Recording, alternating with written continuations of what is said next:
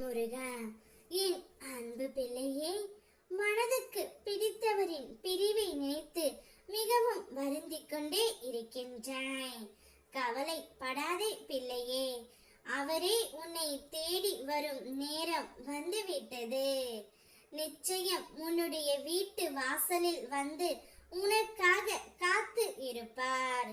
உனக்கு ஒரு இன்ப அதிர்ச்சியும் அவர் தர போகின்றார் பிள்ளையே. ஒருவரிடம் பேசவே கூடாது என்று முடிவு செய்த பிறகும் அவரிடம் மீண்டும் பேச தூண்டும் உணர்வே உண்மையான அன்பு. உன்னவரும் அதே உணர்வுடன் இப்பொழுது உன்னை தேடி வந்து இருக்கின்றார். இச்சமயத்தில் நான் உன்னிடம் ஒன்றை மட்டுமே கூற ஆசைப்படுகின்றேன். கடந்த காலத்தை பற்றி நினைக்காதே, கண்ணீர்தான் வரும். எதிர்காலத்தை எதிர்பார்க்காதே, பயம்தான் வரும். இந்த நிமிடம், இந்த நொடிதான் உண்மை. அதை அனுபவி. நல்லதே நினை, நல்லதே நடக்கும் பிள்ளையே.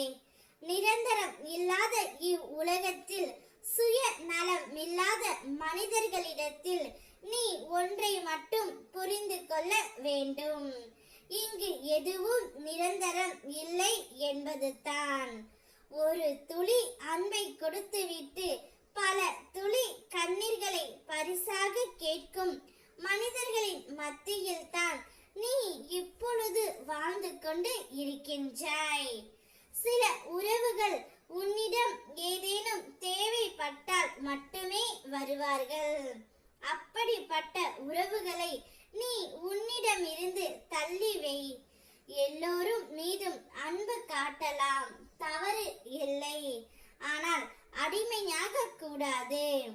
பொய்யான உறவுகள் மத்தியில் பொய்யான வாழ்க்கையை வாழ்வதை விட தனிமை ஒன்றும் கொடியது அல்ல பிள்ளையே. விட்டு சென்ற உறவுகளை நினைத்து வருத்தப்பட்டு கொண்டு இருக்காதே. குடும்பம் என்பது கடவுள் உனக்கு கொடுத்த அழகான பரிசு. அக்குடும்பத்தில் நீ எவ்வாறு காப்பாற்ற வேண்டும், எவ்வாறு பாதுகாக்க வேண்டும் என்பது மட்டுமே உன் கவனம் இருக்கட்டும்.